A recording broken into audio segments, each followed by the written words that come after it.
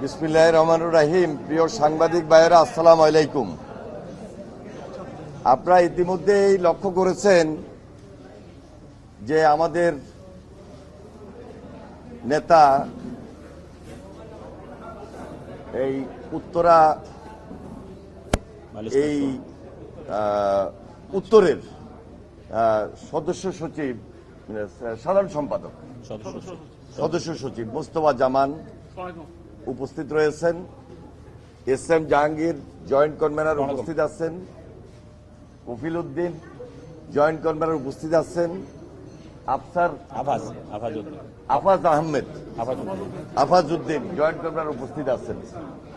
আর এই পাশে আছেন আমরা বিএনপি পরিবারের উপদেষ্টা ইঞ্জিনিয়ার আশরাফ সাহেব, কাশেম সাহেব উপদেষ্টা, সদস্য সচিব মিথুন, এবং আমরা বিএনপি পরিবার এবং সবার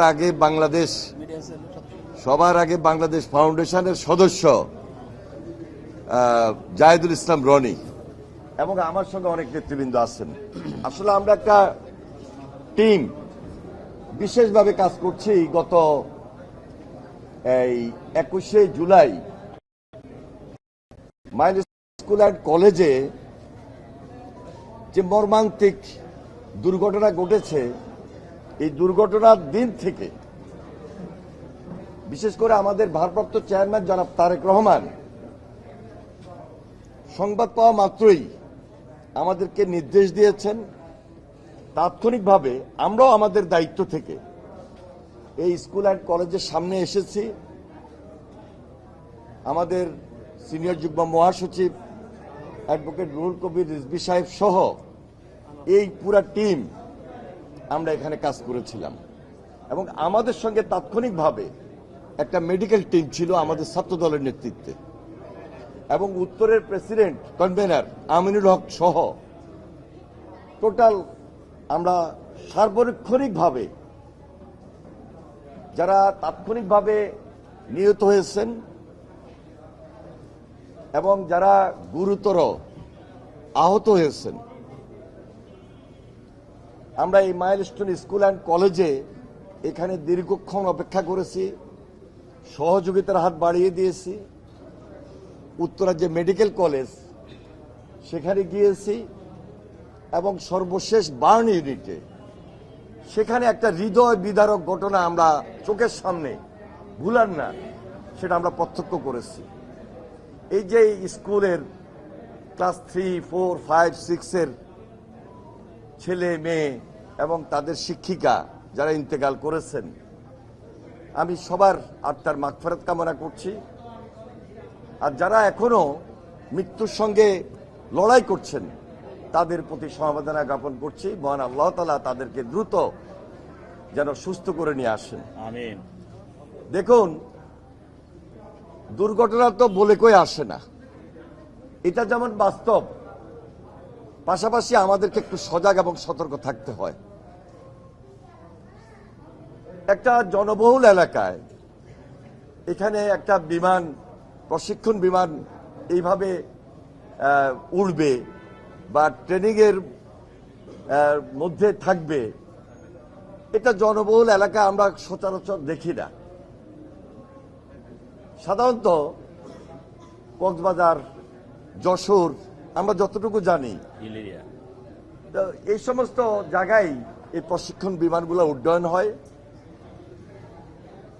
কেন, কি কারণে এই ঘটনাটি হয়েছে, আমাদের তখনই জোর দাবি ছিল একটা তদন্ত কমিটি গঠন করা। তদন্ত কমিটি গঠন হয়তোবা হয়েছে, এখন পর্যন্ত আমরা এর কোনো রেজাল্ট আমরা পাই নাই। এখনো আমরা দাবি করছি, প্রায় এক মাস হয়ে গেছে, এই রেজাল্ট আসবে না কেন? কারণ এই পরিবারগুলো যারা শহীদ হয়েছে, যারা আহত হয়েছে, সরকার তাৎক্ষণিকভাবে আমরা দেখেছি এখন পর্যন্ত হয়তোবা সেবা শুশ্রূষা তাদের চিকিৎসার জন্য সহায়তা করছে ঠিকই, কিন্তু এটা যৎসামান্য আমি বলবো। এদের পরিবারের পাশে পুরো সরকারকে দাঁড়াতে হবে।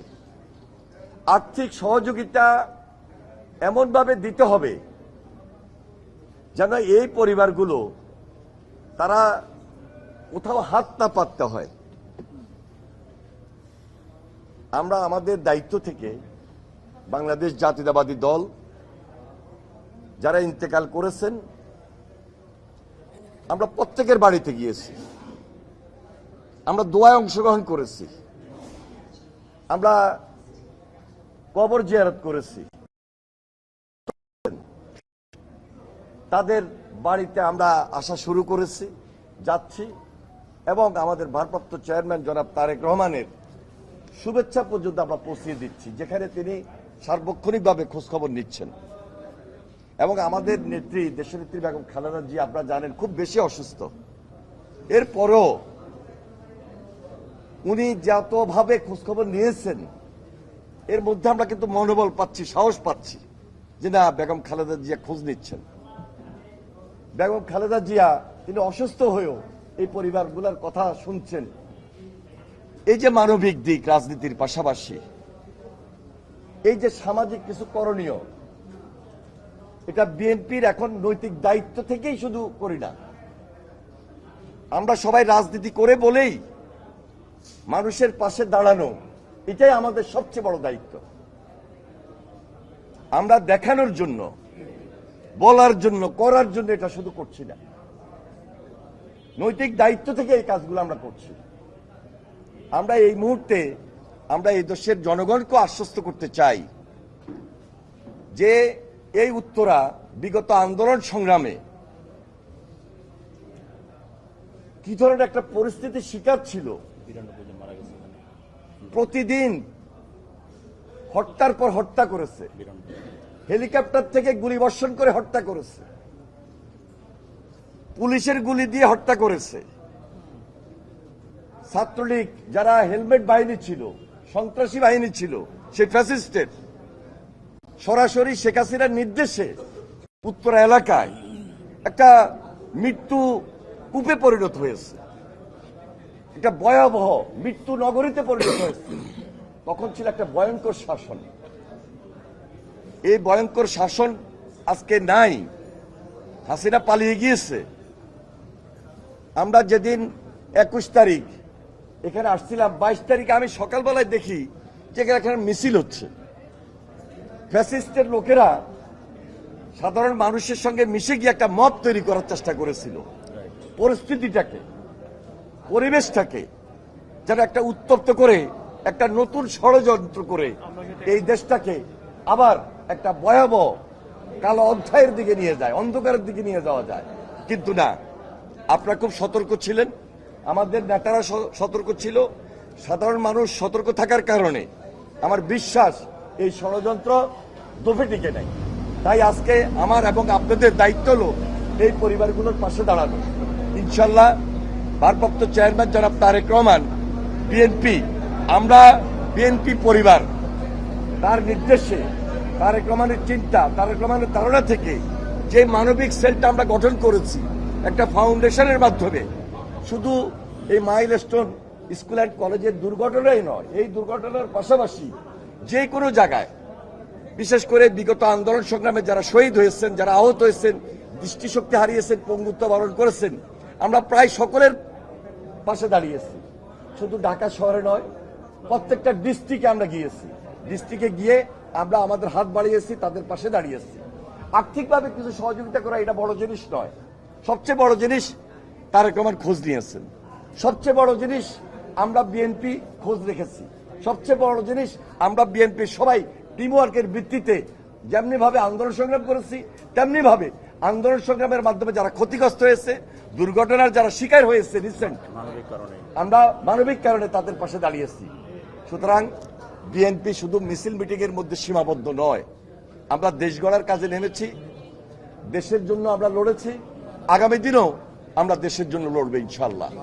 অনেক ষড়যন্ত্র হচ্ছে, নির্বাচন নিয়ে ষড়যন্ত্র হচ্ছে, দেশের গণতন্ত্র নষ্ট করার জন্য ষড়যন্ত্র হচ্ছে। আমাদের সবাইকে সজাগ থাকতে হবে, সতর্ক থাকতে হবে। আমরা যদি ঐক্যটাকে আরো বেশি সুদৃঢ় করি, আমার বিশ্বাস কোন ষড়যন্ত্র আমাদেরকে ঘায়েল করতে পারবে না। আমরা আমাদের টার্গেটে পৌঁছতে হলে ঐক্যটাকে দৃঢ় করতে হবে, ইস্পাত কঠিন করতে হবে। এখানে আপনাদের সবার সহযোগিতা প্রয়োজন। আপনাদের সবাইকে সংগ্রামী সালাম এবং অভিনন্দন জানিয়ে আমি আমার এই মুহূর্তে বক্তব্য শেষ করছি। যারা উপস্থিত হয়েছেন, অনেকে বসতে পারেন নাই, দাঁড়িয়ে আছেন, প্রিয় সাংবাদিক ভাইয়েরা, আপনাদের সবাইকে সংগ্রামী সালাম এবং অভিনন্দন জানিয়ে আমার তাৎক্ষণিক এই বক্তব্য শেষ করছি।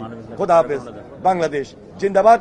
এবং আমাদের ভারপ্রাপ্ত চেয়ারম্যান জনাব তারেক রহমান, তিনি এই মানবিক দিকগুলোকে সবচেয়ে বেশি প্রাধান্য দেন এবং দেশনেত্রী বেগম খালেদা জিয়ার জন্য আপনারা বিশেষভাবে দোয়া করবেন যেন মহান আল্লাহ তাআলা তাকে সুস্থ করে আমাদের মাঝে রাখতে পারেন। আমিন। ধন্যবাদ সবাইকে। আসসালামু আলাইকুম।